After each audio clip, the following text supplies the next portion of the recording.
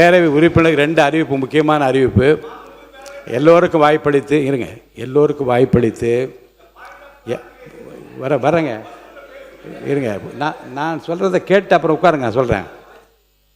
இந்த அவையில் ஏற்கனவே நான் முந்தைய நாள் சொன்னபடி தான் அதிக நேரத்தை உறுப்பினர்கள் கிளாரிஃபிகேஷனுக்காக எடுத்துக்கொள்வதிலும் அல்லது குறுக்கீடுகள் மூலமாகவும் கால தாமதமாகிறது.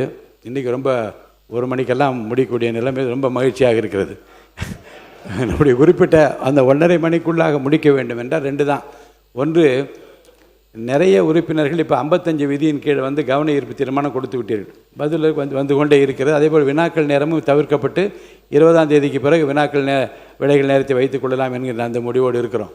இந்த கவன ஈர்ப்பு தீர்மானத்திற்கு பதில் வராத நிலையில் அந்த அவசர அவசியம் கருதிதானே இந்த 55 விதியே இருக்கிறது. அப்போ அவசர அவசியமே இருக்கிற நேரத்தில் சொல்லாமல் எப்போது சொல்வது என்கின்ற அந்த கவலை உறுப்பினர்கள் இருக்கின்ற காரணத்தினாலே 55 விதியின் கீழ் இந்தந்த உறுப்பினர்கள் இந்த பிரச்சனைப்படுத்தி அதை பற்றி மென்ஷன் பண்ணுங்கள், பதிவு செய்யுங்கள் என்று சொன்னால் நீங்கள் கொடுப்ப 4 லைன் தான் கொடுக்க. அந்த 4 லைனை மட்டும் என்னுடைய தொகுதியில் இந்த பிரச்சனை பற்றி அவசர அவசியம் கருதி உங்கள் கவனத்துக்கு கொண்டு வர விரும்புகிறேன் என்று சொல்லிவிட்டு அமர்ந்தால் எத்தனை 55 விதியின் கீழ் கொடுத்தால் படிக்க முடியும்.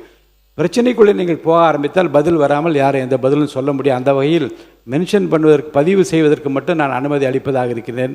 1. 2வது, இந்த 7 நிமிடம் முதல் 10 நிமிடங்கள் தான் பேச தரப்படும் என்பது ரொம்ப உறுதியாக இருக்கு. கொறடா கட்சிகளை சேர்ந்த கொறடா பொறுப்பில் இருக்கின்றவர்கள் அவர்கள் உறுப்பினை தயார் செய்கிற போது அந்த 7 முதல் 10 நிமிடங்களுக்குள் தான் பேச வேண்டும் என்பதற்கு அவர்களை தயார்படுத்திக் கொள்ளுமாறு கேட்டுக்கொள்ளும். எந்த காரணத்தை முன்னிட்டும் 10 நிமிடங்களுக்கு மேல் பேச அனுமதி கிடையாது. 2 மானிய கோரிக்கைகள் என்று வருகிற போது, அதற்கு மேலும் வருகிற போது கால விரயத்தை நாம் தவிர்க்கும் வகையில் குறித்த நேரத்திற்குள்ளாக அந்த குறிப்பிட்ட கருத்துக்களை பேசுவதற்கு உங்களை தயார்படுத்திக் கொள்ள வேண்டும் என்று நான் கேட்டுக்கொள்கிறேன். பேரவையின் இன்றைய நிகழ்ச்சிகள் இத்துடன் முடிவிட்டன. பேரவை மீண்டும் 17/8